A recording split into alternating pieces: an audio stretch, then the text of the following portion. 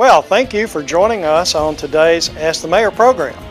We have the Executive Director, Mr. Pete Frost from the Water and Sewer Authority, who is going to join us today for part one of a two-part series talking about the Douglasville-Douglas County Water and Sewer Authority.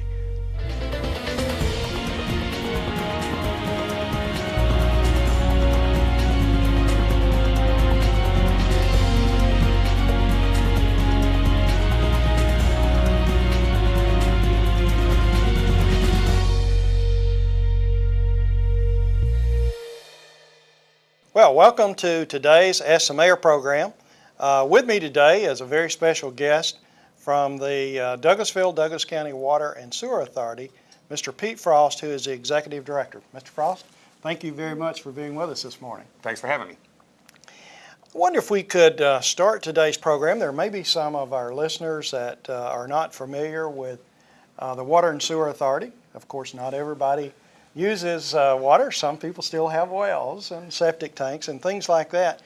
But if we could just take a few minutes and talk about when the authority was formed and why it was formed and how it was formed, so our audience has some idea of how we got into business or how you got into business of producing water and sewer services. Okay, well, the Water and Sewer Authority was formed back in 1985, and there had actually been another attempt prior to that in 1977 or 78 to attempt to establish a Water and Sewer Authority. However, I think for political reasons, as best I can tell, it never got off the ground. But in 1985, the state legislature adopted some legislation that created our agency, and then a board of directors was established, and then they hired an executive director who by chance happened to be me.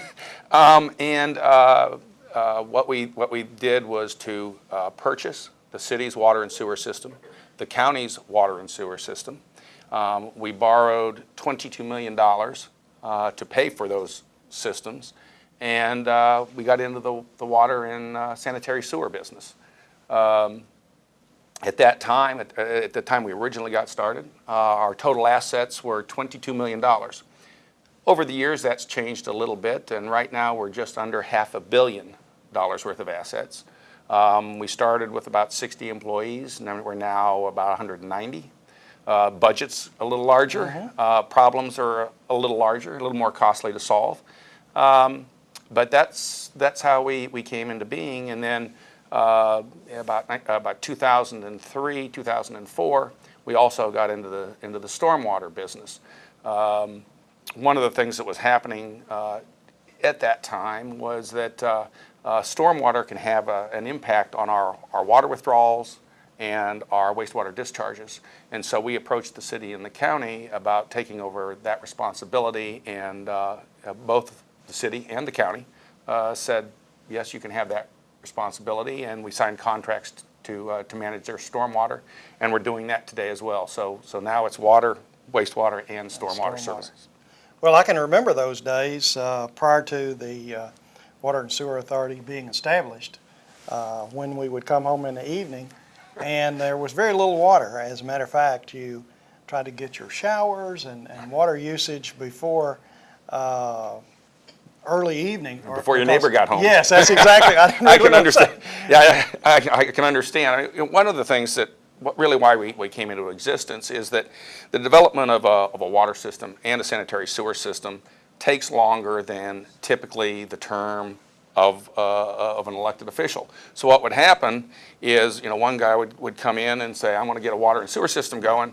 Well, even though they may try their darndest to do that, it would take longer than his term. So then, he got voted out of office, and somebody come in with a different perspective. And so what the Water and Sewer Authority really has done is to provide perhaps some long-term planning and been able to implement that long-term planning, which the city and the county really had a difficult time doing, only because of the environment in which they had to operate. Well, let's talk a little bit about that environment. The authority has what I believe is somewhat of a unique system of appointing their board of directors and the management of the Water and Sewer Authority. Of course, You are the first, were the first executive director and still are the executive director, and congratulations on all those accomplishments. But I wonder if you could take just a few minutes and tell our viewers how the board of directors is appointed and the process that we go through to appoint boards. Well, initially, you know, so many times you read in the newspaper about cities arguing with counties or vice versa. And I think this is a situation where, at least initially, the city and the county both got together. They originally appointed 5 citizen members to the board of directors that they mutually agreed on. And then the mayor, by virtue of his position, was on the board, and the chairman of the county commissioners, by virtue of his position, was on the board.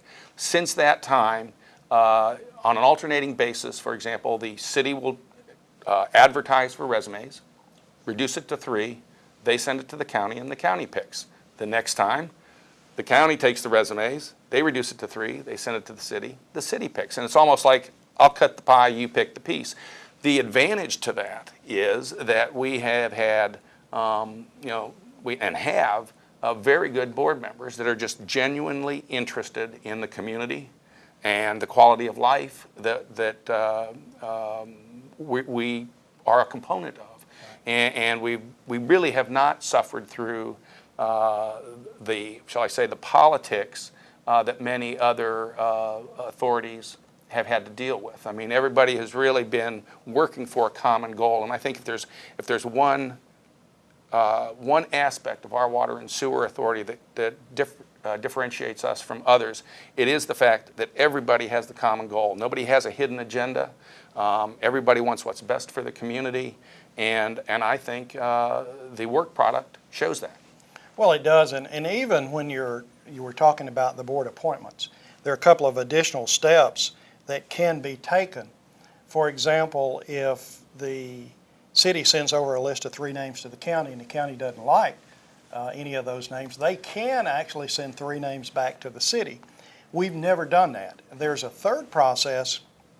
If neither of them can agree after those 2 volley of names back and forth, the Superior Court judge makes the appointment, and we've never even gone to the second step, I believe. That's correct. I mean, I think it's both, and it's a tribute to both the city and the county that, you know, they've tried to select the 3 people to be considered. All are generally good, qualified candidates. Again, there hasn't been that hidden agenda on one side or the other, and it shows. I mean, I really do think it shows in how the board members get along. I mean, they ask tough questions, they may disagree, and they may argue, but it's not personal, it's not vindictive, and it's always been professional. Let's take some time to talk about those 3 areas that you mentioned: water, sewer, and stormwater. And if we could talk about water first, because that's on everyone's mind, especially with the recent drought that we've had and some of the restrictions that we've had. Could you take just a few minutes and discuss our source of water, where we get our water from, our treatment and delivery system? Sure. We actually have 2 water reservoirs. The main reservoir being Dog River, which is located just north, well, actually north and south of Highway 16, State Route 166, and then our Bear Creek Reservoir, which is a much smaller reservoir, which is just north of Highway 166. Those are our 2 water sources. Both of those reservoirs pump to a central water plant, which is located just off Gray Road in the Bill Arp area of Douglas County. And then from there, the water gets pumped out to our water tanks and throughout the county. One of the things that we experienced last year for the first time was that water stopped going over the dam on May 21st, much earlier than it ever has. And as the summer progressed, we started implementing more and more water restrictions to try and preserve our water supply. In the end, we got below 50% of our water supply left at the point where it started to rain in late November. So, I think initially when we initially when we implemented water restrictions and no outdoor watering, we received a lot of criticism because they felt some of the citizens felt we were overreacting. And you were the first one in the state, is that correct? Yeah, yes. And, and then 3 months later when the state mandates no outdoor watering for some 60 counties, all of a sudden we look pretty smart, And, I say that somewhat tongue-in-cheek, but we do watch the flows coming into the reservoir, how much we're pumping out, how we look seasonally compared to previous years, so we know whether we're better or worse and whether there are reasons for concern or not. This year, as an example, one of the things that we have seen is that we actually have more water coming into the reservoir than we had last year. We are seeing that decline, but right now we still have water going over the dam. About 15 million gallons a day is what we're releasing. Unfortunately, many people ask, well, why can't we water our lawns? Well, as far as this Water and Sewer Authority would be concerned, you would be allowed to. However, our state legislature adopted a regulation that says that the state will implement the water restrictions. They've taken that somewhat out of the hands of the local entities, and you must apply to have a more relaxed water restrictions. The problem with that is that the state has set up a criteria that says if you're using the upper Chattahoochee River as part of your water supply, and we were last year because we were buying water from the Cobb Marietta system, we are ineligible to apply for relaxed water restrictions. So it used to be that the state would keep their mandated restrictions at a minimal level and let the local entities be more stringent if they needed to be. Now it's just the reverse. Right. They've jumped to the most stringent position, and you have to back away from that. But yet they set the rules on how you can back away. So it's a little more difficult now. It is difficult to try and explain to the public that yes, we have water going over the dam, and yes, it's going down to West Point and wherever it's going, but you still can't water and you still can't wash your car. And I think there's a problem with that, but I'm not the individual who makes the laws. So the bottom line is because we, during the last drought, had to buy from the Cobb Marietta Water Authority, which draws out of Lake Lanier that we've all read about and seen on TV, right, that prohibits us from being included in the possible relaxing of the standards. We're not able to apply. We don't meet the qualifications to apply for those restrictions, and so we're at their mercy right now. Mr. Frost, you mentioned one thing about discharges over the dam, and there are some mandatory discharges, even in drought conditions when we essentially don't have enough water that we have to adhere to here in Douglas County, and really statewide. Can you talk a little bit about those mandatory discharges? And we've all seen the Corps of Engineer requirements and some of those things, but we have requirements also, is that correct? We do. Since the, I'm going to say maybe early 90s to mid 90s, everyone who has developed an impoundment, a reservoir, a lake, whatever it is, must have a minimum flow release downstream for aquatic habitat, other users downstream, assimilative capacity for wastewater discharges, those types of things. In our case, we have to release a minimum of 5.8 million gallons a day in order to comply with the permits that we were given to be able to build the dam in the first place. So we have to comply with that, but that doesn't necessarily mean it's going over the dam. We actually have a spillway that water will go through, even though we're below the top of the dam.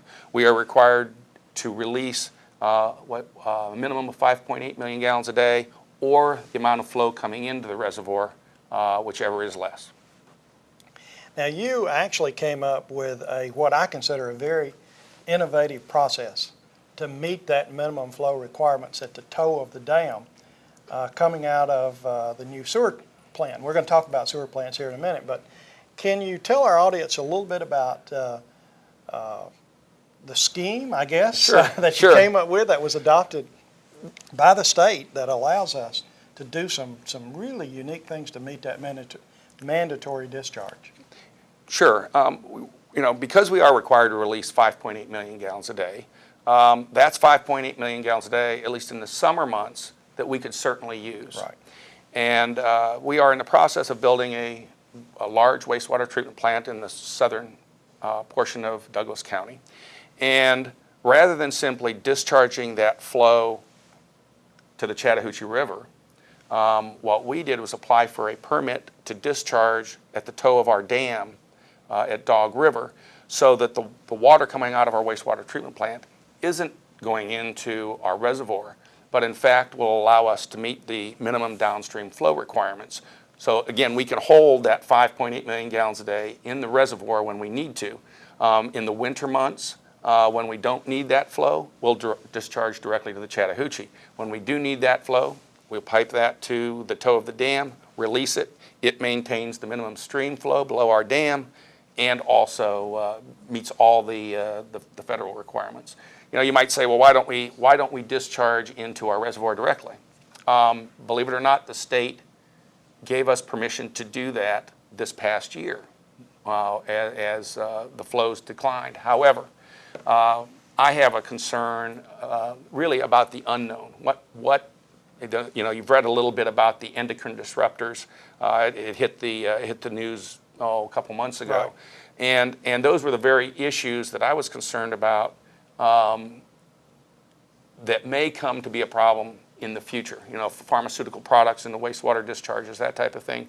So we did not do that, and I did not want to do that, and neither did the board want to do that. And but there is a benefit to discharging it at the toe of our dam for the reasons already stated. Absolutely. I think it was a great plan. I think it actually, as you've said earlier, is going to conserve us a little over 5 million gallons of water that we can use to drink, right. Good, clean water. Let's wrap up this section on water and talk about the second component, which is sewer. But my question to you is, we've talked about our plants, we've talked about our reservoir. What do you see for those of us who live here in Douglasville and Douglas County over the next year as we go through kind of a drought this year, but not as bad as it was last year? Okay, a couple things. One, within literally 2 months, we'll have our largest wastewater treatment plant coming online. That's our South Central facility. It's a 6 million gallon a day plant.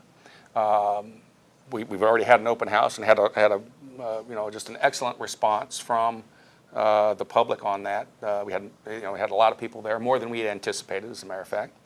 But you're going to see that happen. With that comes something that I'm sure some of the citizens in the city of Douglasville are interested in, and that is that we will be abandoning our South Side wastewater treatment plant, which is located now in the middle of the Chapel Hills development. Mm-hmm. You know, we were there long before Chapel Hills was even thought of, but be that as it may, as time has gone on, you know, the people have built around the wastewater treatment plant, and we have had some odor problems, and so the board elected to abandon that facility.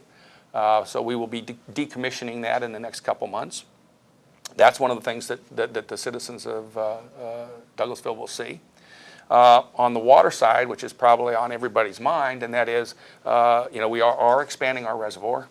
We awarded a contract for that about 2 months ago. So it'll be about a $14 million project. Should take us about a year to build. They're going to raise the dam 10 feet. We'll raise the elevation of our reservoir 10 feet.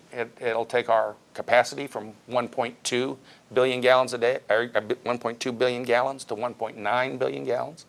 And will position us to expand our water plant, which we will probably start construction on by fall. And that will increase our capacity from 16 million gallons a day to 23 million gallons a day. How long will that last us? Well, it depends how fast we grow, but right. But at least through 2025, something like that, before we'll have to do anything again with the water plant. Mm-hmm. We are still looking at other sites for additional water storage. We'd like to see more water storage for drought conditions than we presently have, and even with the expanded reservoir, we still like to see more capacity. You mentioned growth, and one of the things that not frequently, but occasionally I get questions on who pays for the new growth and where does the money come from to put the new lines and things like that in. Could you talk a little bit about how the sewer lines and how the water lines are paid for and installed in subdivisions, and who actually pays for the price on those? Good question. You know, and I get that same thing as well. most people think that when they see a water line going in a subdivision that the water department's paying for that, and that is not true. Our position, the Water and Sewer Authority's position, is that we will build the water plants, the wastewater plants. We will build the major transmission mains and the major collector lines. And then we will charge, every new connection has to pay what we call an impact fee. I know the city and the county have both discussed those issues in the past, but I don't believe have implemented those at this point. But we did. We have had those implemented since 1985. And so every time a home connects to the water system, for example, it's $1,600. Every time they connect to the sanitary sewer system, it's $4,500. Okay, and that's just to pay for the plant and those transmission mains. The private developer who's building the subdivision has to install the water lines at his expense and then pay the tap fee on top of that for the use of the main line and our treatment facilities. So really the growth is paying for the growth. Okay, that's the one thing that we've tried to do is you know, a small portion of our rate is for ongoing maintenance, but the actual capital side is paid for by the new development. As that new development tapers off, as it has over the last year and a half, we're not seeing the revenues come in, and we're not building, you know, capacities at this point in time. And the way you establish those impact fees is rather unique also. You slice off a share of a water plant or a sewer plant that one consumer would use, and you base the rate on that potential usage in the plant. Is that correct? That's correct. We determine what the cost per gallon is to build that facility. And then we know, for example, that the average customer in our system is using about 200 gallons. Each home is using 200 gallons per day. And you know, if it's, you know, let's just say $4 a gallon to build, that's your $1,600 tap fee. Wastewater treatment plants are much more expensive to build. In fact, we're building those at about $14 a gallon. So when you take that, you know, that 250 gallons that actually comes into the system by the time it goes from the home to the plant, multiply that by $14 a gallon, and you end up with the $4,500. And that's why you have to pay the tap fee. That's exactly it. You know, and what's also unique about our bond covenants is that we have to charge that, and I can tell you since 1985 we have charged that to every single person who is connected to the system. Even the city. Even the county. Everybody. That's right. The churches, the state government, the city, the county, everybody, nonprofits, everybody has paid that, and it goes up from there. We recently had an industry who connected to our water and sewer system, and their tap fees were in excess of $1 million because they are using that plant to a large extent, right, and they had to pay for their share that they were using. Hello, I'm Shirley Franklin. And I'm Sam Olens. In the face of the historic drought in our metro area and throughout Georgia, we want to thank you for your water conservation efforts. By conserving water in your home and workplace, you're helping Metro Atlanta meet this unprecedented challenge. Water is our lifeblood. Please make water conservation a way of life. Visit northgeorgiawater.org for more information. Thank you. Well, thank you for joining us today on the Ask the Mayor program. We had with us today, of course, Mr. Pete Frost, the Executive Director of the Water and Sewer Authority, on part one of a two-part series. He certainly had a lot of information, so please join us for part two.